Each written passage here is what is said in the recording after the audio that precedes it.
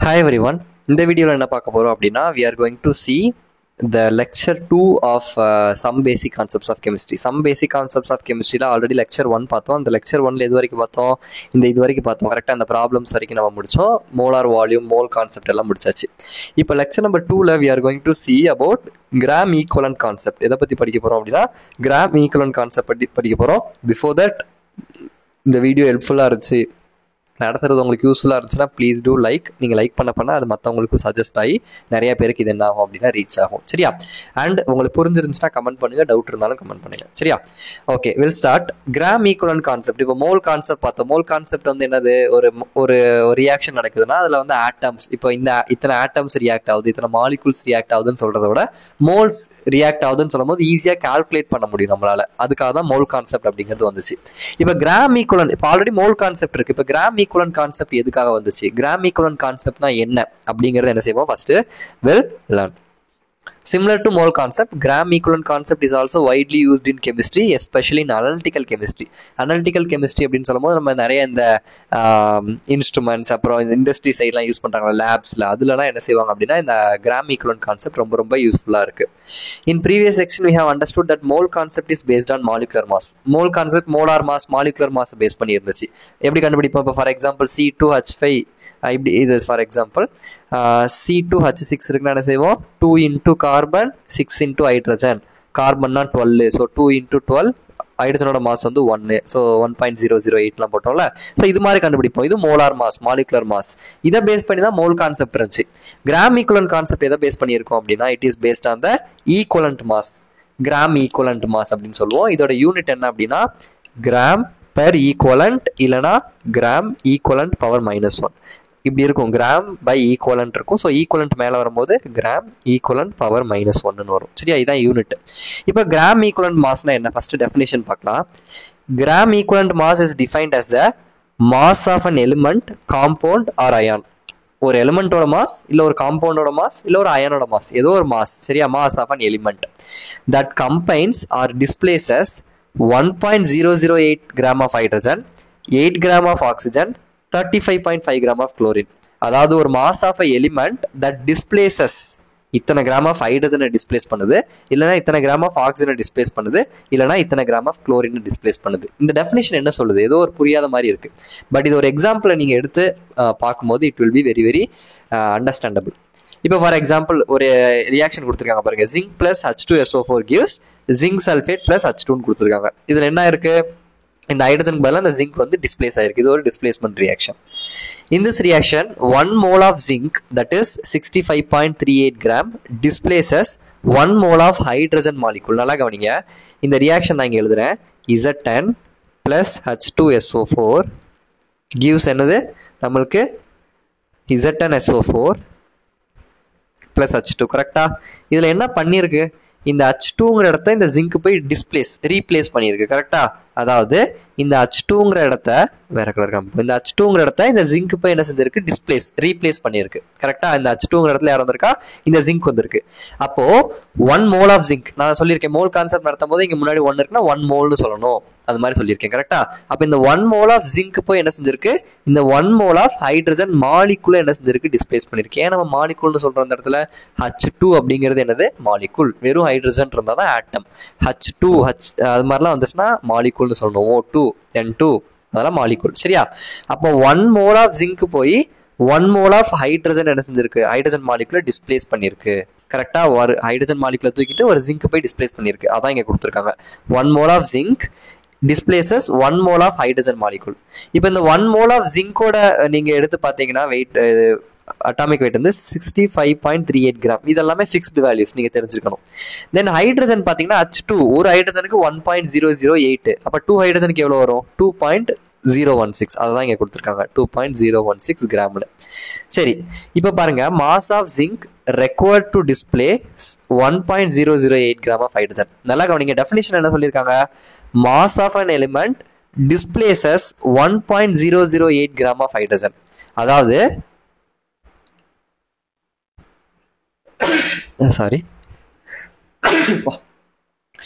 சரியான gold. Okay. என்ன சொல்றாங்க, டெஃபினிஷனே பாருங்க, mass of an element that displaces 1.008 gram of hydrogen. 1.008 gram of hydrogen எவ்வளோ மாஸ் ஆஃப் an element வந்து டிஸ்பிளேஸ் பண்ணுது, அதுதான் கிராம் ஈக்குவலன்ட் மாஸ். அப்போ இங்க ரியாக்ஷன் என்ன இருக்கு, 2.016 கிராம் டிஸ்பிளேஸ் பண்ணிருக்கு. கரெக்டா, ஏன்னா இங்க 2 ஹைட்ரஜனை டிஸ்பிளேஸ் பண்ணிருக்கனால இது 2.016 கிராம் டிஸ்பிளேஸ் பண்ணிருக்கு. ஆனா டெஃபினேஷன் படி எனக்கு என்ன வேணும், 1.008 கிராம் ஆஃப் ஹைட்ரஜனை அதை டிஸ்பிளேஸ் பண்ணணும். அப்போ mass of zinc, இங்க பாருங்க, mass of zinc required to displace 1.008 gram of hydrogen எவ்வளோன்னு கண்டுபிடிக்கணும்.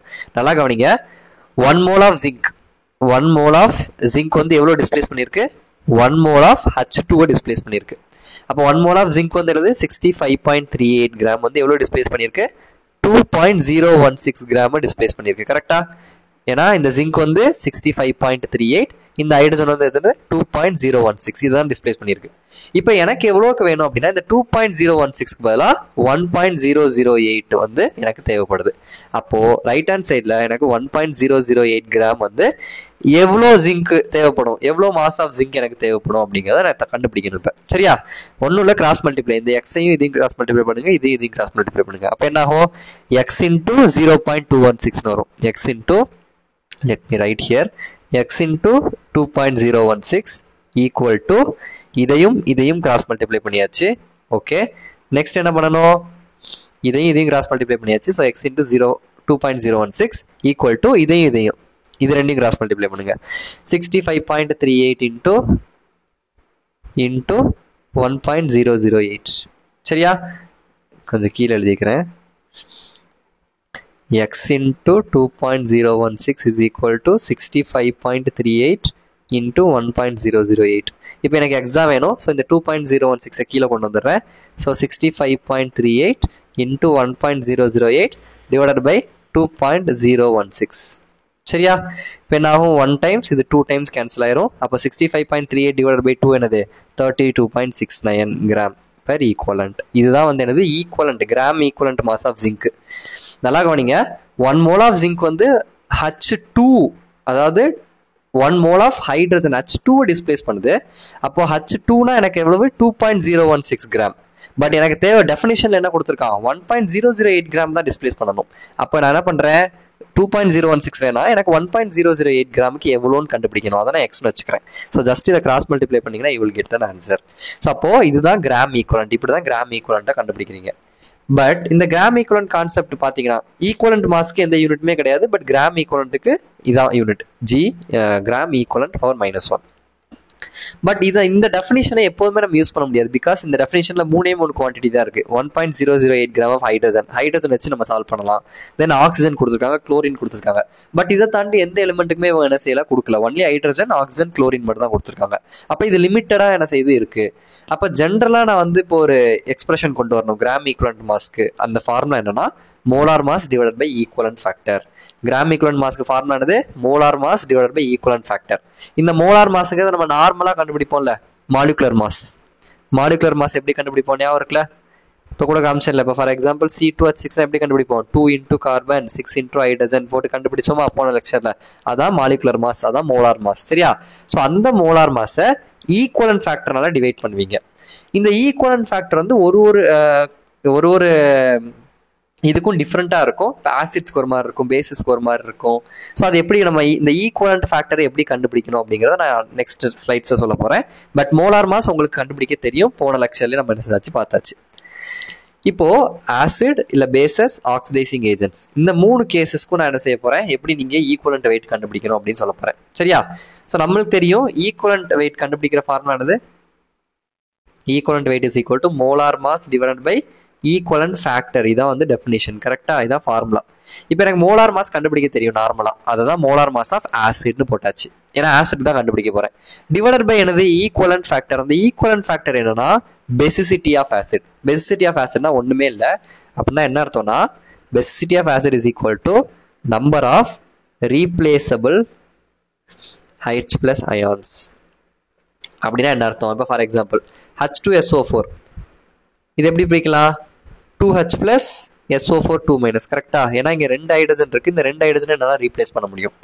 HCl H plus Cl minus பிரியும். HNO3 எப்படி பிரியும்? H plus NO3 minus பிரியும். அப்போ HCl HNO3 எல்லாம் ஒரே ஒரு H plus தான் இருக்கு. அப்போ இங்க வந்து பேசிசிட்டி 1. எத்தனை H plus உங்களால ரீப்ளேஸ் பண்ண முடியும் அதுதான் பேசிசிட்டி. இங்க HCl வந்து ஒரே ஒரு H plus தான் இருக்கு. அப்போ பேசிசிட்டி 1. அது மாதிரி HNO3லயும் ஒரே ஒரு H plus தான் இருக்கு. அப்போ இதுலயும் பேசிசிட்டி 1. பட் H2SO4ல ரெண்டு H plus என்னால என்ன செய்ய முடியும்? பிரிக்க முடியும். அப்போ ரீப்ளேஸ் பண்ண முடியும். அப்போ இங்க பேசிசிட்டி 2. இப்போ பாஸ்போரிக் ஆசிட் எடுத்துக்கோங்க H3PO4. இது எப்படி பண்ண முடியும்? 3H plus PO4 3 minus இது பிரியும். அப்போ இந்த இடத்துல 3 ஹைட்ரஜனை என்னால ரீப்ளேஸ் பண்ண முடியும். அப்போ இங்க பேசிசிட்டி 3. ஸோ அப்போ எத்தனை ஹைட்ரஜனை உங்களால ரீப்ளேஸ் பண்ண முடியுதோ அதுதான் பேசிசிட்டி. சரியா? இப்போ ஃபர்ஸ்ட் நம்ம சல்ஃபியூரிக் ஆசிட் உங்க புக்ல கொடுத்துருக்காங்க. அந்த எக்ஸாம்பிள் நான் சால்வ் பண்றேன். This is for sulphuric acid H2SO4. First என்ன கண்டுபிடிக்கணும்? மோலார் மாஸ் கண்டுபிடிக்கணும். மோலார் மாஸ் எப்படி கண்டுபிடிப்பீங்க? நல்லா கவனிங்க. இங்க 2 ஹைட்ரஜன் இருக்கு. So 2 into hydrogen plus 1 sulphur இருக்கு. 1 into சல்ஃபர் பிளஸ் 4 ஆக்சிஜன் இருக்கு. So 4 into oxygen. ஸோ அப்படிதான் கண்டுபிடிக்கணும். 2 into hydrogen plus 1 into sulphur plus 4 into oxygen. ஹைட்ரஜனுக்கு வேல்யூ வந்து 1.008. பட் ஜென்ரலா 1 தான் போடுவாங்க காமனா. ஸோ 1 பிளஸ் 1 into சல்ஃபர் வந்து 32 மாஸ். இதெல்லாம் நீங்க மனப்பாடம் பண்ணியிருக்கணும் இந்த நேரத்துக்கு. அண்ட் ஆக்சிஜனுக்கு வந்து 4 into 16. இதை கால்குலேட் பண்ணீங்கன்னா 98 என்ன செய்ய வரும்? 98 கிராம் பெர் மோல். ஏன்னா இது மோலார் மாஸ்ங்கிறதுனால கிராம் பெர் மோல். சரியா? ஓகே, இதுதான் மோலார் மாஸ். மோலார் மாஸ் நான் கண்டுபிடிச்சிட்டேன். இது மோலார் மாஸ் நியூமரேட்டர்ல. பேசிசிட்டி ஆஃப் த ஆசிட் இது வந்து டினாமினேட்டர்ல வரப்போகுது. பேசிசிட்டி என்ன சொன்னேன்? H2SO4க்கு இங்க 2 ஹைட்ரஜன் உங்களால ரீப்ளேஸ் பண்ண முடியும் H2SO4ல. So basicity is 2. அப்போ ஈக்குவலண்ட் மாஸ் எப்படி கண்டுபிடிக்கலாம்? கிராம் ஈக்குவலண்ட் மாஸ் GEMனு போடுறேன். ஃபார்முலா என்னது? Molar mass divided by equivalent factor. Equivalent factor தான் என்ன சொல்லியிருக்கோம் இங்க? பேசிசிட்டி. ஆசிட்ஸ்க்கு வந்து என்ன நீங்க பார்க்கணும்? Equivalent factor. Basicity of the acid தான் பார்க்கணும். இதான் இங்க ஈக்குவலன்ட் ஃபேக்டர். அப்போ மோலார் மாஸ் எவ்வளவு கண்டுபிடிச்சிருக்கேன்? 98 கண்டுபிடிச்சிருக்கேன். டிவைடட் பை ஈக்குவலன்ட் ஃபேக்டர் இங்க என்னது? 2. ஏன் 2? பிகாஸ் ஆசிட்ஸ்க்கு ஈக்குவலன்ட் ஃபேக்டர் அப்படிங்கிறது basicity of the acid. Basicity of the acid அப்படின்னா நம்பர் ஆஃப் ரீப்ளேசபிள் ஹைட்ரஜன்ஸ். எத்தனை ஹைட்ரஜன் உங்களால ரீப்ளேஸ் பண்ண முடியும்னு பார்க்கணும். H2SO4ல 2 இருக்கு. ஸோ அதனால இங்க வந்து நீங்க 2 போடணும். சரியா? So divided by 2. So 98 divided by 2 என்னது? 49 கிராம் ஈக்குவலன்ட் பவர் மைனஸ். சரியா? ஓகே, இதே மாதிரி H3PO4க்கு என்ன ஈக்குவலன்ட் மாஸ் கண்டுபிடிங்க. இதோட மோலார் மாஸ் கண்டுபிடிங்க. அதை நியூமரேட்டர்ல போட்டுக்கோங்க. டினாமினேட்டர் என்ன பண்ணணும்? Number of hydrogens. எத்தனை ஹைட்ரஜன் ரீப்ளேஸ் பண்ண முடியும்? 3. அப்போ டினாமினேட்டர்ல 3 வரும். Just calculate this and tell me the answer in the comment section. இப்போ பேஸுக்கு எப்படி கண்டுபிடிக்கணும்? அதே தான். ஃபர்ஸ்ட் பேஸுக்கும் அதே தான். Molar mass of the base. அங்க ஆசிட், இங்க பேஸ். அவ்வளவுதான். நியூமரேட்டர்ல molar mass of the base. கீழே டினாமினேட்டர்ல வந்து அசிடிட்டி ஆஃப் த பேஸ். ஆசிட்க்கு என்ன கண்டுபிடிக்கணும்? பேசிசிட்டி கண்டுபிடிக்கணும். பேஸுக்கு என்ன கண்டுபிடிக்கணும்? அசிடிட்டி கண்டுபிடிக்கணும். அசிடிட்டினானது ரொம்ப ரொம்ப சிம்பிள். இப்போ KOH எத்தனை OH இருக்கு? ஒன்னே ஒன்று தான் இருக்கு. அப்போ இங்க அசிடிட்டி 1. அங்க நம்ம ஹைட்ரஜன் பார்த்தோம். எத்தனை ஹைட்ரஜனை ரீப்ளேஸ் பண்ண முடியுமோ அதுதான் பேசிசிட்டின்னு சொன்னோம். H2SO4ல 2 இருந்துச்சு. H3PO4ல 3 இருந்துச்சு. பட் இங்க வந்து அசிடிட்டி ஆஃப் த பேஸ்ங்கிறத நம்ம எதை சொல்றோம்னா எத்தனை OH இருக்குன்னு பாருங்க. KOHல 1 இருக்கு. இப்போ CaOH ட்வைஸ். இதுல 2 OH இருக்கு. அப்ப இங்க அசிடிட்டி எத்தனை வந்துடும்? 2 வந்துடும். சரியா? ஓகே, இப்போ எக்ஸாம்பிள் புக்ல வந்து KOH கொடுத்துருக்காங்க. நான் அதான் சால்வ் பண்ண போறேன். ஸோ ஃபர்ஸ்ட் KOHோட மோலார் மாஸ் கண்டுபிடிக்கணும். மோலார் மாஸ் எப்படி? ஒரு இங்க நல்லா கவனிங்க. ஒரு K இருக்கு, ஒரு O இருக்கு, ஒரு H இருக்கு. அவ்வளவுதான். So 1 into K plus 1 into O plus 1 into H. So பொட்டாசியமோட வெயிட் என்னன்னு பார்த்தீங்கன்னா 39 பிளஸ் ஆக்சிஜனுக்கு 16 பிளஸ் ஹைட்ரஜனுக்கு 1. எல்லாத்தையும் கால்குலேட் பண்ணீங்கன்னா 39, 45, 55, 56 வருதா? Is it 56? Correct. 40, 56. Okay, இது வந்து 56 கிராம் பெர் மோல். சரியா? இப்போ நம்மளுக்கு ஃபார்முலா என்னது? Molar mass divided by equivalent factor. Equivalent factor யாரு? அசிடிட்டி. அசிடிட்டி KOH எத்தனை? 1. ஏன்னா ஒரே ஒரு OH தானே இருக்கு. ஸோ 1. அப்போ நீங்க என்ன பண்ண போறீங்க? Gram equivalent mass is equal to molar mass divided by equivalent factor. Equivalent factor இங்க 1. ஏன் நம்ம 1 போட்டோம்? பிகாஸ் இங்க ஒரே ஒரு OH தான் இருக்கு. ஸோ அப்போ 56 டிவைடட் பை 1 56 தான் வரப்போகுது. சரியா? சிம்பிள். அப்போ ஆசிட் வந்துச்சுன்னா மோலார் மாஸ் போட்டுட்டு கீழே என்ன போட போறீங்க? டிவைடட் பை பேசிசிட்டி, அதாவது எத்தனை ஹைட்ரஜன் இருக்கோ அதை போடணும். அதே இது பேஸ் வந்துச்சுன்னா எத்தனை OH இருக்கோ அதை நீங்க என்ன செய்யணும்? டினாமினேட்டர்ல போடணும். இப்போ ஒரு ஆக்சிடைசிங் ஏஜென்ட் ரெடியூசிங் ஏஜென்ட்டுக்கு என்ன பண்ணுவீங்க? ஆக்சிடைசிங் ஏஜென்ட் ரெடியூசிங் ஏஜென்ட்டுக்கு என்ன பண்ண போறீங்க? இதுக்கும் நியூமரேட்டர்ல மோலார் மாஸ், நியூமரேட்டர் மாறவே மாறாது, எல்லாத்துலயுமே மோலார் மாஸ் தான். இப்போ நம்ம என்ன கண்டுபிடிச்சிட்டு இருக்கோம், கிராம் ஈக்குவலன்ட் மாஸ் கண்டுபிடிச்சிட்டு இருக்கோம். சரியா? அப்போ ஈக்குவலன்ட் இது நியூமரேட்டர் எப்போதுமே மோலார் மாஸ் தான்.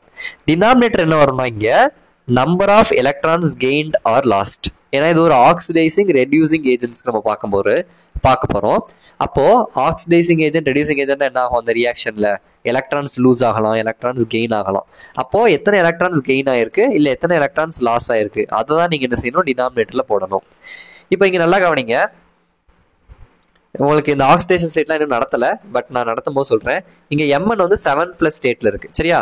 இதை மட்டும் தெரிஞ்சுக்கோங்க. ஏன்னா இங்க இது எப்படி கண்டுபிடிக்கணும் நான் நெக்ஸ்ட் லெக்சர் ஆக்சிடேஷன் ஸ்டேட் நடத்தும் போது சொல்வேன். பட் இங்க Mn 7+ ஸ்டேட்ல இருக்குங்கிறத தெரிஞ்சுக்கோங்க. இப்போ இங்க 7+ இருந்து Mn எத்தனை மாறி இருக்கு, 2+ மாறி இருக்கு. அதாவது இங்க 7+ இருந்து 2+ மாறி இருக்கு. அப்படின்னா 5 எலக்ட்ரான் கெயின் ஆயிருக்குன்னு அர்த்தம். கரெக்டா? ஏன்னா 7+ இருக்கு, எலக்ட்ரான் என்னது நெகட்டிவ் சார்ஜ், அப்பனா 5 மைனஸ் ஆட் பண்ண போறேன். அப்ப 7+ம் 5 மைனஸும் சேர்ந்துச்சுன்னா என்ன ஆகும், 2+ கிடைக்கும். Just normal maths. ஸோ இங்க 7+, நான் 5 எலக்ட்ரான் ஆட் பண்ண போறேன். 5 எலக்ட்ரான் என்னது 5 மைனஸ், ஏன்னா எலக்ட்ரான்னா மைனஸ். ஸோ 5 எலக்ட்ரான் இருக்கனால -5. ஸோ 7+ம் 5 மைனஸும் சேர்ந்துச்சுன்னா உங்களுக்கு +2 கிடைக்கும்.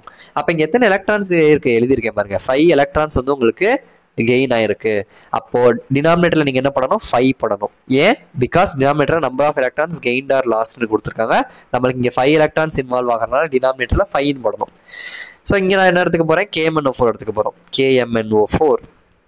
ஸோ ஃபர்ஸ்ட் மோலார் மாஸ் கண்டுபிடிங்க. 1 × K + 1 × Mn + 4 × O. போன லெக்சர் பார்த்தா தான் இதுல எப்படி நம்ம கால்குலேட் பண்றோம் அதெல்லாம் உங்களுக்கு புரியும். சரியா? ஓகே. பொட்டாசியம் வந்து எவ்வளவு 39, மேங்கனீஸ் வந்து எவ்வளவு 55. கரெக்ட், 55 + 4 × 16. ஸோ இதெல்லாம் கால்குலேட் பண்ணுங்க. நான் பக்கத்தில் கால்குலேட்டர் வச்சிருக்கேன், டக்குன்னு போட்டுறேன். 39 + 55 + 64 158 கிராம் பெர் மோல். இது வந்து மோலார் மாஸ். நியூமரேட்டர் இருக்குல்ல, மோலார் மாஸ் கண்டுபிடிச்சாச்சு. டினாமினேட்டர் என்ன பண்ணணும், 5 போடணும். ஏன் 5 போடணும், பிகாஸ் இங்க 5 எலக்ட்ரான் இன்வால்வ் ஆயிருக்கு. அப்போ கிராம் ஈக்குவலன்ட் வெயிட் எப்படி கண்டுபிடிக்கலாம், இஸ் ஈக்குவல் டு 158 / 5. இந்த 158ங்கிறது மோலார் மாஸ், ஃபார்முலா அப்படி எழுதியாச்சு.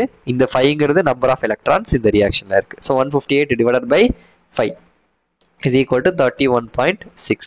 இது கிராம் ஈக்குவலன்ட் வெயிட்டா இருந்துச்சுன்னா கிராம் பெர் ஈக்குவலன்ட் போடணும். வெறும் ஈக்குவலன்ட் வெயிட்டா இருந்துச்சுன்னா யூனிட் போட வேணாம். சரி, அவங்க என்ன கேட்டிருக்காங்கிறத பார்த்து நம்ம எழுதணும் கரெக்டா. ஓகே, இது ஒரு கான்செப்ட், கிராம் ஈக்குவலன்ட் மாஸ் பார்த்தாச்சு. நெக்ஸ்ட் கான்செப்ட், இன்னும் ஒரு கான்செப்ட் இந்த வீடியோல பார்க்க போறோம். That is empirical formula and molecular formula. ரொம்ப ரொம்ப சிம்பிளான கான்செப்ட், பட் இதுல இருந்து கொஸ்டின்ஸ் ஈவன் நீட்ல கேட்கலாம். நீங்க ஈவன் அடுத்த ஃபர்தர் கெமிஸ்ட்ரி ஸ்டடிஸ் போனாலும் லேப்லலாம் வந்து உங்களுக்கு இது நிறைய இடத்துல யூஸ் ஆகும், நிறைய கொஸ்டின்ஸ்ல யூஸ் ஆகும். தென் நம்ம போர்டு எக்ஸாம், அதாவது நம்ம டிஎன் ஸ்டேட் போர்டு இருக்குல்ல, நம்மளுக்கு பப்ளிக் எக்ஸாம்லையுமே இதுல இருந்து என்ன செய்வாங்க, கொஸ்டின்ஸ் கேட்பாங்க. 3 மார்க் இல்லைன்னா 5 மார்க் கூட இதை வந்து கேட்பாங்க. Definitions 2 mark. எம்பிரிக்கல் இந்த லெசன்ல இருக்க எல்லா டெஃபினிஷனுமே 2 மார்க். கிராம் ஈக்குவலன்ட் மாஸ்னா என்ன, மோல்னா என்ன, மோலார் மாஸ்னா என்ன, மோலார் வால்யூம்னா என்ன, எம்பிரிக்கல் ஃபார்முலா என்ன, மாலிகுலர் ஃபார்முலா என்ன, எல்லாமே 2 மார்க் கொஸ்டின். எம்பிரிக்கல் ஃபார்முலா என்ன, மாலிகுலர் ஃபார்முலா என்ன, நல்லா கவனிங்க. ஒரு காம்பவுண்டோட எலிமெண்டல் அனாலிசிஸ்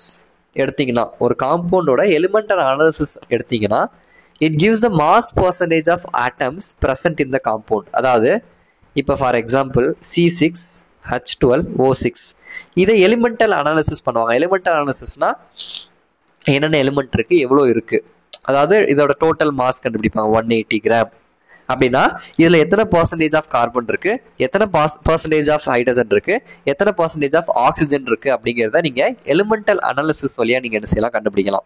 கார்பன் எவ்வளவு % இருக்கு, ஹைட்ரஜன் எவ்வளவு % இருக்கு, ஆக்சிஜன் எவ்வளவு % இருக்குன்னு அதுல இருக்க எலிமெண்ட்டை பத்தி அனலைஸ் பண்ணீங்கன்னா உங்களுக்கு பர்சன்டேஜ் என்ன செஞ்சிடும் அப்படின்னா கிடைச்சிரும், பர்சன்டேஜ் ஆஃப் ஆட்டம்ஸ். இப்போ உங்ககிட்ட 180 கிராம் குளுக்கோஸோட வெயிட் வந்து 180 கிராம் அப்படின்னு சொல்லிட்டாங்க. அந்த 180 கிராம்ல இவ்வளவு % கார்பன் இருக்கு, இவ்வளவு % ஹைட்ரஜன் இருக்கு, இவ்வளவு % ஆக்சிஜன் இருக்கு. நீங்க எப்படி கண்டுபிடிப்பீங்கன்னா using the elemental analysis. So இதே பேசிஸ்ல தான் இப்போ நம்ம எம்பிரிக்கல் ஃபார்முலா மாலிகுலர் ஃபார்முலாவை என்ன செய்ய போறோம், கண்டுபிடிக்க போறோம். சம்ஸ் நம்ம போட போறோம். 2 சம்ஸ் நான் உங்க கூட சேர்ந்து சால்வ் பண்ண போறேன். பட் ஃபர்ஸ்ட் எம்பிரிக்கல் ஃபார்முலானா என்னன்னு தெரிஞ்சுக்கலாம். Empirical formula of a compound is a formula written with the simplest ratio. இதான் ரொம்ப ரொம்ப இம்பார்ட்டன்டான கீவேர்டு, சிம்பிளஸ்ட் ரேஷியோ. அதாவது ஒரு மாலிகுலர் ஒரு ஃபார்முலாவை சிம்பிளஸ்ட் ரேஷியோ, சிம்பிளா சுருக்கி எழுதுற ஃபார்முலா தான் என்னதான் எம்பிரிக்கல் ஃபார்முலா. ஒரு பெரிய ஃபார்முலா இருக்கு, அதை சிம்பிளா சுருக்கி எழுதுற ஃபார்முலா தான் empirical formula. So it's a simplest ratio of the number of atoms present in one molecule. அதாவது ஒரு மாலிகுல்ல இருக்க டிஃப்ரெண்ட் ஆட்டம்ஸ், நிறைய ஆட்டம்ஸ் இருக்கும்ல, அதை சிம்பிளஸ்ட் ரேஷியோல நீங்க எழுதுனீங்க அப்படின்னா அதுதான் எம்பிரிக்கல் ஃபார்முலா. அதே மாலிகுலர் ஃபார்முலா என்னது? It is a formula written with the actual number of atoms.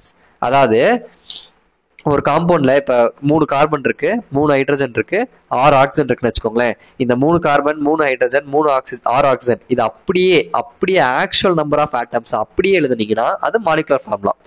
இப்ப 3 கார்பன், 3 ஹைட்ரஜன், 6 ஆக்சிஜன் இதை சிம்பிளிஃபை பண்ணி எழுதுனீங்கன்னா அதுதான் யாரு? Empirical formula. எப்படி எழுதுறது பாருங்க. இப்போ அசிட்டிக் ஆசிட் எடுத்துக்கோங்க, CH3COOH. இதுல எத்தனை கார்பன் இருக்கு? ஒரு கார்பன், 2 கார்பன் இருக்கு, கரெக்டா? ஸோ C2, 2 கார்பன் இருக்கனால C2 போட்டுட்டேன். எத்தனை ஹைட்ரஜன் இருக்கு? இங்க ஒரு 3 ஹைட்ரஜன், இங்க ஒரு ஹைட்ரஜன் இருக்கு. ஸோ 3 + 1 4 ஹைட்ரஜன்ஸ் இருக்கு, H4. தென் இங்க ஒரு ஆக்சிஜன், 2 ஆக்சிஜன் இருக்கு. So O2. இதுதான் மாலிகுலர் ஃபார்முலா. இருக்க ஆட்டம்ஸ் அப்படியே எழுதுறீங்க. 2 கார்பன் இருக்கு, 4 ஆக்சிஜன் இருக்கு, 4 ஹைட்ரஜன் இருக்கு, 2 ஆக்சிஜன் இருக்கு, அப்படியே எழுதியாச்சு இந்த ஃபார்முலாவை. இது வந்து மாலிகுலர் ஃபார்முலா. மாலிகுலர் ஃபார்முலானா அந்த ஃபார்முலாவை ஆக்சுவலா எத்தனை நம்பர் ஆஃப் ஆட்டம்ஸ் இருக்கோ அத்தனை நம்பர் ஆஃப் ஆட்டம்ஸையும் அப்படியே எழுதுறது. இது அப்படியே எழுதிருக்கோம் பாருங்க. 2 கார்பன் அப்படியே எழுதிட்டோம், 4 ஹைட்ரஜன் அப்படியே எழுதிட்டோம், 2 ஆக்சிஜனை இந்த ஃபார்முலால எப்படி இருந்துச்சோ அப்படியே ஆக்சுவலா எழுதியாச்சு. இது மாலிகுலர் ஃபார்முலா. இதை சிம்பிளிஃபை பண்ணி எழுதிங்கன்னா அதுதான் என்னது? Empirical formula. எப்படி சிம்பிளிஃபை பண்ண முடியும் பாருங்க. இது 2, இது 4, இது 2, எல்லாமே 2 டேபிள்ல கேன்சல் ஆகும், கரெக்டா? So 1 2 is 2, 2 2s are 4, 1 2 is 2. அப்ப என்ன பண்ண போறேன்னா இந்த இடத்துல 1 2 is 2, 2 2s are 4, 1 2 is 2. அப்போ 2 கார்பனை 1 கார்பன் ஆக்கியாச்சு, 4 ஹைட்ரஜனை 2 ஹைட்ரஜன் ஆக்கியாச்சு, 2 ஆக்சிஜனை 1 ஆக்சிஜன் ஆக்கியாச்சு. அப்ப C1H2O1 எழுதிக்கலாம். இதை இதுதான் சிம்பிளிஃபைடு ஃபார்முலா. புரியுதா? நல்லா கவனிங்க. ஃபர்ஸ்ட் எப்படி இருந்துச்சு? இதை நான் வந்து கொஞ்சம் இன்னொரு வாட்டி கூட சொல்றேன். ஃபர்ஸ்ட் எப்படி இருந்துச்சு? C2H4O2 இருந்துச்சு, கரெக்டா? இதான இருந்துச்சு. இது மாலிகுலர் ஃபார்முலா ஆக்சுவலா எழுதியாச்சு. இப்போ நான் என்ன பண்ணியிருக்கேன்? இதை 1 2 is 2, 2 2s are 4, 1 2 is 2ன்னு காமனா நம்பர் இருந்துச்சுன்னா நீங்க என்ன செஞ்சலாம்? கேன்சல் பண்ணிடலாம். இதை இப்போ கேன்சல் பண்ணிட்டீங்கன்னா இந்த சிக்கு கீழே 1 வந்துருச்சு, H கீழே 2 வந்துருச்சு, O கீழே 1 வந்துருச்சு. அப்போ இதை எப்படி எழுதலாம்? C1H2O1. இந்த 1 போடணும்னு அவசியம் இல்லை. அப்போ நான் நினைச்சுக்குவேன் CH2O இப்படி எழுதிக்கலாம், கரெக்டா?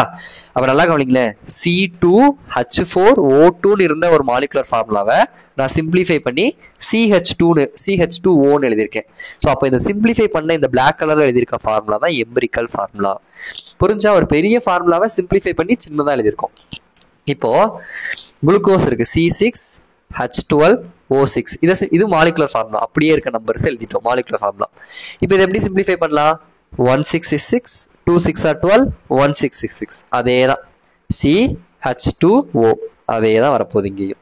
ஸோ அப்போ மாலிகுலர் ஃபார்முலாவை சிம்பிளிஃபை பண்ணி கேன்சல் பண்ணி நம்ம என்ன செய்யலாம்? எம்பிரிக்கல் ஃபார்முலா எழுதலாம். ஒரே ஒரு நிமிஷம்,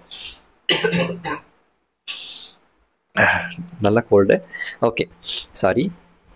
இப்போ how to determine an empirical formula from the elemental data analysis.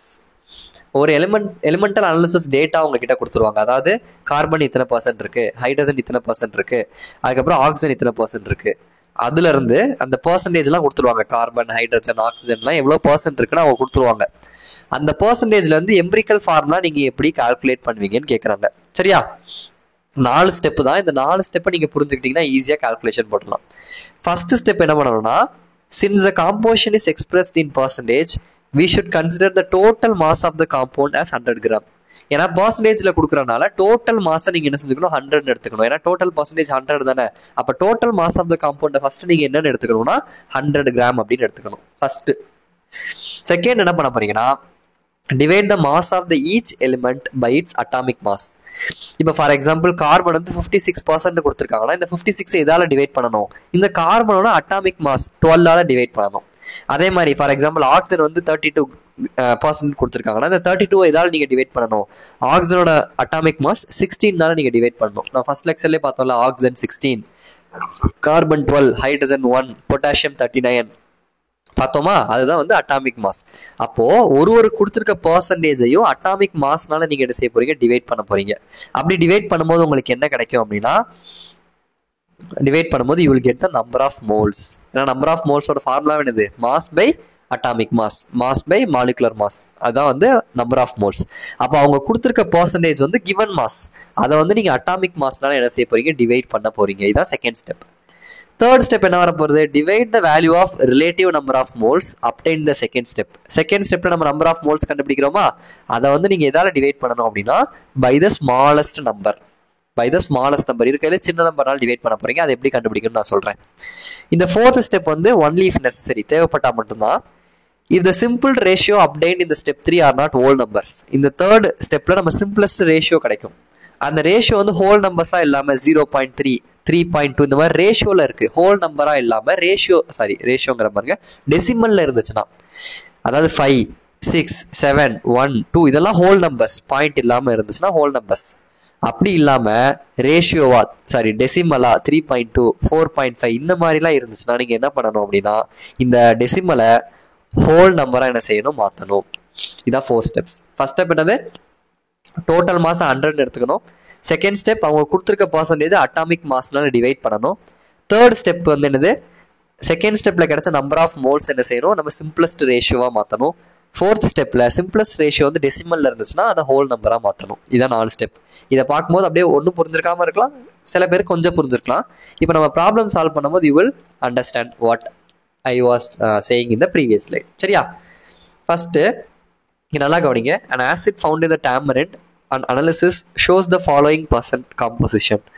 32 gram of carbon இருக்கு. சரியா? ஃபர்ஸ்ட் நம்ம எழுதிக்கலாம். கார்பன் எவ்வளவு கொடுத்துருக்காங்க, 32%. சரியா? நல்லா கவனிங்க, கொடுத்துருக்க கரெக்டாக எழுதிடணும். 32% ஆஃப் கார்பன் கொடுத்துருக்காங்க. நான் ஃபர்ஸ்ட் என்ன செஞ்சுட்டேன், கார்பன் 32% எழுதிட்டேன். தென் 4% ஆஃப் ஹைட்ரஜன் கொடுத்துருக்காங்க. அப்போ ஹைட்ரஜன் எவ்வளோ இருக்கு, 4%. So hydrogen 4%. Next 64% of oxygen. அப்போ ஆக்சிஜன் எவ்வளோ இருக்கு, 64%. ஸோ இந்த பர்சன்டேஜை நீங்கள் கிராம்னு எடுத்துக்கணும். பிகாஸ் நம்ம சொல்லிட்டோம் பர்சன்டேஜ்னா நம்ம என்ன செஞ்சிருக்கோம், 100 கிராம்னு எடுத்துக்கிட்டோம். அப்போ நீங்கள் பர்சன்டேஜை வெறும் பர்சன்டேஜ் போடாமல் போட்டுக்கிட்டாலே போதும். பர்சன்டேஜை கிராமா நீங்கள் என்ன செஞ்சுக்கோங்க, கன்சிடர் பண்ணிக்கோங்க. சரியா? ஃபர்ஸ்ட் கொடுத்தது எழுதியாச்சா, கார்பன் 32%, ஹைட்ரஜன் 4%, ஆக்சிஜன் 64% முடிச்சாச்சு. செகண்ட் ஸ்டெப் என்ன பண்ணணும், divide the mass by atomic mass. அதாவது இப்போ இந்த பர்சன்டேஜ்லாம் நீங்கள் என்ன செய்யணும், அட்டாமிக் மாஸ்னால டிவைட் பண்ணணும். இப்போ கார்பன் 32%, அப்போ இந்த 32% நீங்கள் எதாவது டிவைட் பண்ணணும் அப்படின்னா கார்பனோட அட்டாமிக் மாஸ்னால டிவைட் பண்ணணும். ஏன்னா கார்பன் தானே 32 கொடுத்துருக்காங்க. அப்போ கார்பனோட அட்டாமிக் மாஸ் எத்தனை, 12. அப்போ அந்த 32-வை 12ஆல நீங்க என்ன செய்யணும், டிவைட் பண்ணணும். சரியா? ஸோ இது வந்து 32 டிவைடட் பை 12. இதுதான் நம்பர் ஆஃப் மோல்ஸ் கண்டுபிடிக்கிற step. Second step number of moles. Number of moles எப்படி கண்டுபிடிக்கணும் தெரியுதா, அவங்க கொடுத்துருக்க பர்சன்டேஜை இந்த எலிமெண்டோட அட்டாமிக் மாஸ்னால டிவைட் பண்ணணும். இங்க 32ங்கிறது கார்பனோடது. அப்போ கார்பனோட அட்டாமிக் மாஸ் 12. ஸோ அதை வச்சு நான் டிவைட் பண்ணணும். தென் ஹைட்ரஜன் இங்க 4 கொடுத்துருக்காங்க. ஸோ நான் 4 எதை கொண்டு டிவைட் பண்ணணும், ஹைட்ரஜனோட அட்டாமிக் மாஸை டிவைட் பண்ணணும். அப்போ ஹைட்ரஜனோட அட்டாமிக் மாஸ் வந்து 1 தான், 1.008. ஸோ அதே நம்ம பண்ணிடலாம். 1.008ன்னு போட்டாலும் கரெக்ட் தான், இல்லை 1ன்னு போட்டாலும் கரெக்ட் தான், not a problem. So you can use 1. Next 60, oxygen வந்து 64. அப்போ ஆக்சிஜன் 64 எதால நம்ம டிவைட் பண்ணணும், 64 ஆக்சிஜனோட அட்டாமிக் மாஸ் 16னால நம்ம டிவைட் பண்ணணும். சரியா? இப்போ என்ன பண்ணிருக்கோம்னு புரிஞ்சிருச்சா, கொடுத்துருக்க பர்சன்டேஜை அந்த எலிமெண்டோட அட்டாமிக் மாஸ்னால டிவைட் பண்ணியிருக்கோம். கார்பனுக்கு 12, அதனால 12 போட்டோம். ஹைட்ரஜனுக்கு 1, ஆக்சிஜனுக்கு 16. அந்த டேபிள் காலத்துல இருந்து எடுத்து போட்டாச்சு. இப்போ இதை டிவைட் பண்ணுங்க. 32 டிவைடட் பை 12. 32 டிவைடட் பை 12 என்ன வருது, 2.66. தென் 4 டிவைடட் பை 1, 4. 64 டிவைடட் பை 16 எத்தனை வரும், 4 வரும். கரெக்டா? இப்போ நல்லா பாருங்க, இதான் number of moles. 32 divide by 12 வந்து 2.66, 4 டிவைட் பை 1 வந்து 4, 64 டிவைட் பை 6 வந்து 4. இப்போ இதான் செகண்ட் ஸ்டெப்ல நம்ம என்ன செஞ்சிருக்கோம், கண்டுபிடிச்சிருக்கோம். நம்பர் ஆஃப் மோல்ஸ் கண்டுபிடிச்சிருக்கோம். இப்போ நெக்ஸ்ட் என்ன சொல்லியிருக்காங்க, தேர்ட் ஸ்டெப்ல divide the relative number of moles obtained the second step. Second ஸ்டெப்ல கிடைச்சிருக்கு பாத்தீங்களா, இதை வந்து என்ன செய்யணுமா, you have to divide by the smallest number of them. இந்த 3 நம்பர்ல எந்த நம்பர் ஸ்மாலஸ்டோ அந்த ஸ்மாலஸ்ட் நம்பரை வச்சு இந்த 3 நம்பரையும் டிவைட் பண்ணணும். இப்போ நல்லா கவனிங்க, 2.6644 இந்த 3ல எது ஸ்மாலஸ்ட் நம்பர்னு பாருங்க. அந்த ஸ்மாலஸ்ட் நம்பரை வச்சு இந்த 3ஐயும் டிவைட் பண்ணணும். இங்க எது ஸ்மாலஸ்ட் நம்பர், 2.664. இந்த ரெண்டுல எது ஸ்மாலஸ்ட் நம்பர், ஆப்வியஸா 2.66 தான் ஸ்மாலஸ்ட் நம்பர். அப்போ இந்த 2.66 வச்சு இந்த 2.66ஐயும் டிவைட் பண்ணணும், இந்த 4ஐயும் டிவைட் பண்ணணும், இந்த 4ஐயும் டிவைட் பண்ணணும், 3ஐயும் டிவைட் பண்ண போறோம். அப்போ அதான் simplest ratio. So simplest ratio எப்படி கண்டுபிடிக்க போகிறோம் பாருங்க, நல்லா கவனிங்க. அந்த 2.66 தான் ஸ்மால். ஸோ அந்த 2.66 வச்சு 3 டிவைட் பண்ணணும். 2.66 வச்சு 2.66 டிவைட் பண்ணணும். 2.66 வச்சு 4 டிவைட் பண்ணணும். 4/2.66. அப்போ 2.66 கேன்சல் ஆகிட்டு 1. ஸோ 4 டிவைட் பை 2.66 என்ன வருது? 1.5 வருது. இதுவும் 1.5 வருது. இதுதான் தேர்ட் ஸ்டெப். ஸோ தேர்ட் ஸ்டெப்பில் பாருங்க உங்களுக்கு என்ன கிடைச்சிடும்? ஒரு சிம்பிளஸ்ட் ரேஷியோ கிடைச்சிடும். இப்போ ஃபோர்த் ஸ்டெப் அப்ளை பண்ணணுமா வேணாமா? ஒன்லி இஃப் நெசசரின்னு கொடுத்துருக்கான். இன்கேஸ் த சிம்பிளஸ்ட் ரேஷியோ அப்படின்னு ஸ்டெப் 3. இந்த ஸ்டெப் 3ல கிடைச்சிருக்கு பார்த்தீங்களா, இந்த 1, 1.5, 1.5 இதுதான் சிம்பிளஸ்ட் ரேஷியோ. இந்த சிம்பிளஸ்ட் ரேஷியோ ஹோல் நம்பர்ஸா இல்லைனா, ஹோல் நம்பர்ஸ்னா என்னது 1, 2, 3 அப்படி இல்லாமல் டெசிமல் பாயிண்ட்ல இருந்துச்சு அப்படின்னா நீங்க என்ன செய்யணும்? You have to multiply by a suitable smallest number. இங்க பாருங்க, ரொம்ப சிம்பிளா சொல்றேன். உங்களுக்கு இந்த சிம்பிளஸ்ட் ரேஷியோ பாயிண்ட் வச்சு எதுவும் வந்திருக்கான்னு பாருங்க. இங்க 1.5 பாயிண்ட்ல வந்திருக்கு. அப்ப என்ன பண்ணணும்னா இருக்கிறதுல ஸ்மாலஸ்ட் நம்பர்னால என்ன செய்யுங்க, இதை அப்படியே மல்டிபிள் பண்ணுங்க. ஸ்மாலஸ்ட் நம்பர் 1 இருக்கு, 0 இருக்கு, 1, 2, 3 இதுல இருந்து ஒன்னா ட்ரை பண்ணி பாருங்க. இப்போ இந்த 1.5 0 வச்சு நம்ம என்ன செய்யக்கூடாது? மல்டிபிள் பண்ணக்கூடாது. 1ல இருந்து ஆரம்பிங்க. இந்த 1.5 சாரி இந்த 1.5 1ஆல மல்டிபிள் பண்ணீங்கன்னா அகைன் 1.5 தான் வரும். அகைன் டெசிமல் தான் வரப்போகுது. அப்போ இதை நம்ம யூஸ் பண்ணக்கூடாது. நம்ம ஏன் இதை மல்டிபிள் பண்றோம்? 1, 2, 3 எதுக்கு நம்ம மல்டிபிள் பண்ணி பார்க்குறோம்? ஏன்னா இந்த 1.5 பாயிண்ட்ல இருக்கு. இதை பாயிண்ட்டை விட்டு நான் ஒரு ஹோல் நம்பரா மாத்தணும். 2, 3, 4, 5 அந்த மாதிரி பாயிண்ட் இல்லாத நம்பரா மாத்தணும். அதுக்காக தான் நான் மல்டிப்ளே பண்ண போறேன். இப்போ திருப்பி நான் இந்த 1 தான் ஸ்மாலஸ்ட் நம்பர். இதை தூக்கிட்டு போய் நான் 1.5 மல்டிபிள் பண்ணேன்னா அகைன் 1.5 into 1 என்ன வரும்? அகைன் 1.5 பாயிண்ட்ல தான் வரப்போகுது. அப்போ நான் அதை வச்சு மல்டிபிள் பண்ணக்கூடாது. அப்போ 1 வந்து யூஸ் பண்ணக்கூடாது. இப்போ 2 வச்சு ட்ரை பண்ணலாம். 1.5 into 2 என்ன ஆயிரும்? 3 பாயிண்ட் போயிருச்சு. 3ங்கிறது ஒரு ஹோல் நம்பர் எனக்கு கிடைச்சிருச்சு. அப்போ நான் இங்க என்ன ஸ்மாலஸ்ட் நம்பர் சூஸ் பண்ண போறேன்னா 2ஆல மல்டிபிள் பண்ண போறேன். ஓகேவா? அப்போ நீங்க 2ஆல மல்டிபிள் பண்ணும்போது 3 நம்பரையும் 2ஆல மல்டிபிள் பண்ணணும். இதையும் 2ஆல மல்டிபிள் பண்ணணும், இதையும் 2ஆல மல்டிபிள் பண்ணணும், இதையும் 2ஆல மல்டிபிள் பண்ணணும். அப்போ 1 into 2 2 வரும். 1.5 into 2 வந்து 3 வரும். 1.5 into 2 வந்து 3 வரும். அப்போ நல்லா கவனிங்க, கார்பன் வந்து 2 கிடைச்சிருக்கு ஆன்சர். ஹைட்ரஜன் என்ன கிடைச்சிருக்கு? 3ன்னு கிடைச்சிருக்கு. ஆக்சிஜன் என்ன கிடைச்சிருக்கு? 3ன்னு கிடைச்சிருக்கு. இதான் ஃபைனல் ரிசல்ட். அப்போ இதோட எம்பிரிக்கல் ஃபார்முலா சரியா நம்ம கண்டுபிடிச்சிருக்குது. எம்பிரிக்கல் ஃபார்முலா என்ன கிடைச்சிருக்கு? C2H3O3ன்னு கிடைச்சிருக்கு. கரெக்டா? கார்பன் 2 கிடைச்சிருக்கு. ஸோ C2, ஹைட்ரஜன் 3 கிடைச்சிருக்கு, H3, ஆக்சிஜன் 3 கிடைச்சிருக்கு, O3. இன்னும் ஒரு வாட்டி சொல்றேன். ஃபர்ஸ்ட் என்னென்ன எலிமெண்ட் கொடுத்துருக்காங்க, எவ்வளோ பர்சன்ட் கொடுத்துருக்காங்கன்னு ஃபர்ஸ்ட் எழுதிக்கோங்க. கார்பன் 32%, ஸோ கார்பன் 32 போட்டாச்சு. 4% ஹைட்ரஜன் கொடுத்துருக்காங்க, ஸோ ஹைட்ரஜன் 4% போட்டாச்சு. 64% ஆக்சிஜன் கொடுத்துருக்காங்க, ஸோ ஆக்சிஜன் 64 போட்டாச்சு. First step முடிஞ்சுச்சா? செகண்ட் ஸ்டெப்ல என்ன பண்ண போறீங்க? கொடுத்துருக்க பர்சன்டேஜை அதோட அட்டாமிக் மாஸ்னால டிவைட் பண்ணுங்க. 32வை 12னால டிவைட் பண்ணிருக்கோம். ஏன் 12ஆல டிவைட் பண்ணிருக்கோம்? கார்பனோட அட்டாமிக் மாஸ் 12ங்கிறதுனால 32 divided by 12. இந்த 4 வந்து ஹைட்ரஜனோட அட்டாமிக் மாஸ் 1னால டிவைட் பண்ணுங்க. இந்த 64 ஆக்சிஜன் தானே, அப்போ ஆக்சிஜனோட அட்டாமிக் மாஸ் 16னால டிவைட் பண்ணுங்க. ஒரு ஆன்சர் கிடைக்கும், அதான் நம்பர் ஆஃப் மோல்ஸ். இந்த நம்பர் ஆஃப் மோல்ஸ் கண்டுபிடிச்சதுக்கு அப்புறம் இதுல எது ஸ்மாலஸ்ட் நம்பர்னு பாருங்க. இந்த 3 நம்பர் இருக்குல்ல, இந்த 3 நம்பர்ல எது ஸ்மாலஸ்ட்னு பாருங்க. 2.66 தான் ஸ்மாலஸ்ட். அப்ப இந்த 2.66 இந்த 3 நம்பர்லயுமே டிவைட் பண்ணுங்க. 2.66 2.66 டிவைட் பண்ணணும் ஒரு வாட்டி. இந்த 4 2.6 டிவைட் பண்ணணும். 4 2.66 டிவைட் பண்ணணும். டிவைட் பண்ணும்போது ஒரு ஆன்சர் கிடைக்குது 1, 1.5, 1.5. இந்த 3 ஆன்சருமே ஹோல் நம்பர் பாயிண்ட் இல்லாம இருந்துச்சுன்னா அதோட விட்டுறணும். பட் இங்க எனக்கு 1.5 ஒரு பாயிண்ட் கிடைச்சனால 2ஆல நான் என்ன செய்யறேன்? மல்டிபிள் பண்றேன். மல்டிபிள் பண்ணும்போது எனக்கு 2, 3, 3 இதுல எதுலையுமே பாயிண்ட் இல்லை. ஸோ அப்போ இதை நான் ஃபைனல் ஆன்சரா என்ன செஞ்சுட்டேன்? எடுத்து எழுதிட்டேன். ரொம்ப சிம்பிள், புரிஞ்சா? இப்போ இதே பேசிஸ்ல உங்களுக்கு கொஸ்டின் எவால்வேட் யுவர் செல்ஃப் இருக்கு. அதை நீங்க என்ன செய்ய போறீங்க? பண்ண போறீங்க. நானும் பண்ண போறேன். பட் நீங்க pause the video and try. அதுக்கப்புறம் கரெக்டா ஆன்சர் வந்திருக்கா அப்படிங்கிறத நீங்க செக் பண்ணிக்கோங்க. இது என்ன கொடுத்துருக்காங்க பாருங்க. Carbon 54.55%. So carbon 54.55%. Okay fine. Hydrogen வந்து 9.09%. ஹைட்ரஜன் வந்து 9.09%. ஓகே. ஆக்சிஜன் வந்து 36.36%. ஆக்சிஜன் வந்து 36.36%. ஓகே, ஃபர்ஸ்ட் ஸ்டெப் முடிஞ்சிருச்சு. செகண்ட் ஸ்டெப் என்ன பண்ணோம்? Divided by atomic mass. அதே மாதிரி பண்ணுங்க. இப்போ கார்பன் 54.55. அப்போ 54.55 எதனால டிவைட் பண்ணணும்? 1 minute, கொஞ்சம் கீழே தள்ளி வச்சுக்கலாம், ஸ்பேஸ் கிடைக்கும்ல. Okay fine. இப்போ இந்த 54.55 நான் 12ஆல் டிவைட் பண்ணேன். ஏன் 12ஆல் டிவைட் பண்றேன்? பிகாஸ் கார்பனோட அட்டாமிக் மாஸ் 12ங்கிறதுனால நான் 12ஆல் டிவைட் பண்றேன். தென் இந்த 9.09 நான் எதால் டிவைட் பண்ணணும் 1ஆல டிவைட் பண்ணணும் பிகாஸ் ஹைட்ரஜனோட அட்டாமிக் மாஸ் 1.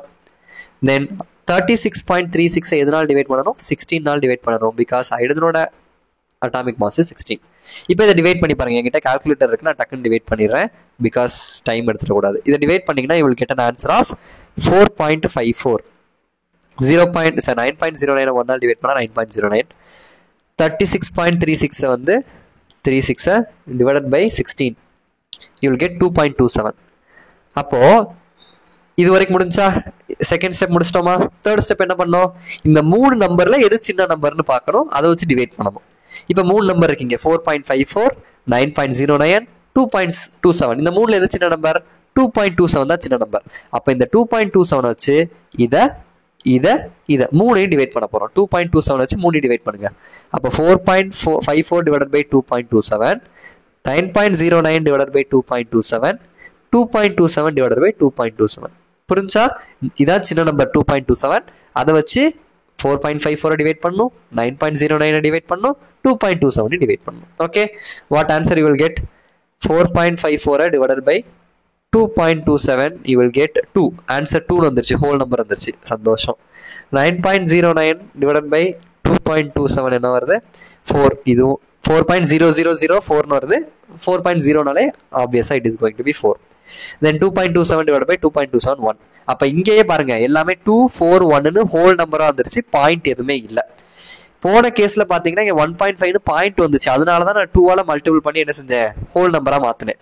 பட் இந்த கேஸ்ல ஆல்ரெடி எல்லாமே என்ன செஞ்சிருச்சு, ஹோல் நம்பரா வந்துருச்சு. அப்ப நான் இதுல போய் திருப்பி மல்டிபிள் பண்ண வேண்டாம், 2னால மல்டிபிள் பண்ண தேவை கிடையாது, ஏன்னா ஆல்ரெடி எல்லாமே இங்க பாயிண்ட் இல்லாம வந்துருச்சு.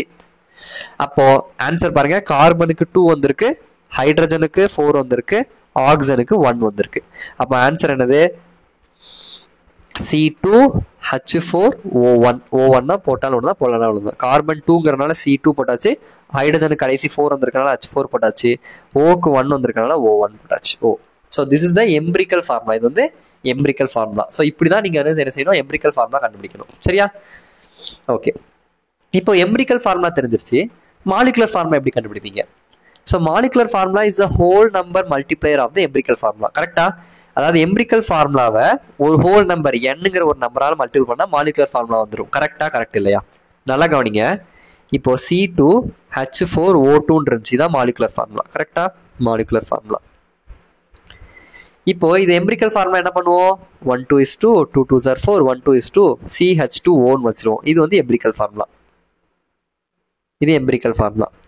இப்போ எனக்கு இந்த எம்பிரிக்கல் ஃபார்முலால இருந்து மாலிகுலர் ஃபார்முலா எப்படி கொண்டு வர முடியும்? நல்லா பாருங்க, இந்த எம்பிரிக்கல் ஃபார்முலாவை நான் 2ஆல மல்டிபிள் பண்ணேன்னா C2H4O2 வந்துடும். கரெக்டா? இந்த எம்பிரிக்கல் ஃபார்முலா CH2Oவை நான் 2ஆல மல்டிபிள் பண்ணேன்னா என்ன ஆயிரும்? C2 வந்துருமா? C2 H ஆல்ரெடி 2 இருக்கு, 2 2s are 4 வந்துடும், H4. இங்க ஆல்ரெடி O1 இருக்கு, ஸோ 1 into 2 O2 வந்துடும். அப்போ எம்பிரிக்கல் ஃபார்முலாவை ஏதோ ஒரு நம்பர் என்னனால மல்டிபிள் பண்ணீங்கன்னா you will get a molecular formula. அப்போ molecular formula is equal to n into empirical formula.